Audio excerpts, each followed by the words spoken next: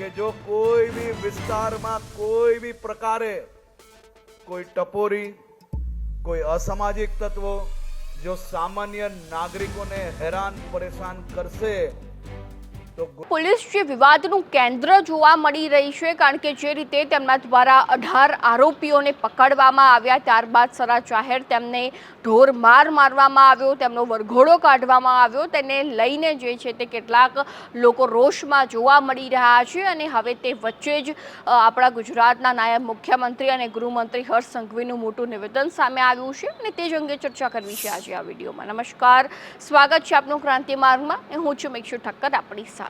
થોડા સમય પહેલા જ એક વિડીયો સામે આવ્યો હતો, જેમાં પાટણ જિલ્લાના જીલિયા ગામના એક રિસોર્ટમાં 18 જેટલા યુવાનો પહોંચે છે.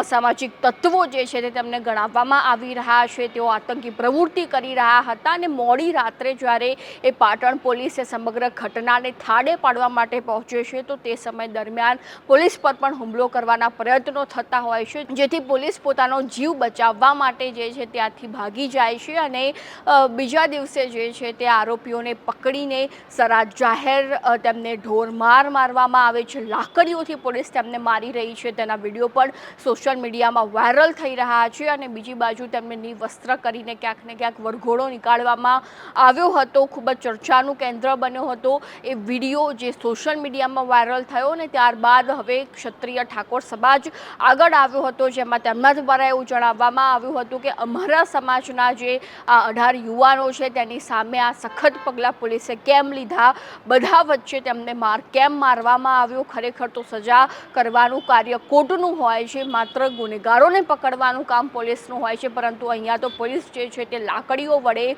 અમારા સમાજના યુવાનોને મારી રહી છે.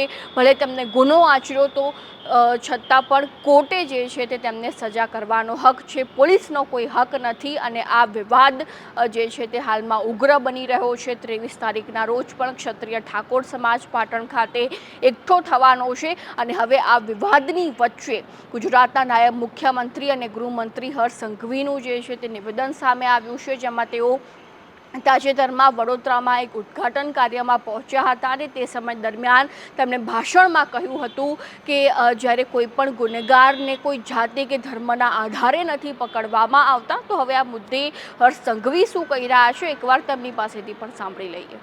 કે ગુનેગારોનો કોઈ ધર્મ નથી હોતો, ગુનેગારોની કોઈ જાતિ નથી હોતી. ગુનેગાર એ અસામાજિક તત્વોને સીધા કરવા માટે ગુજરાત પોલીસ કટિબદ્ધ છે.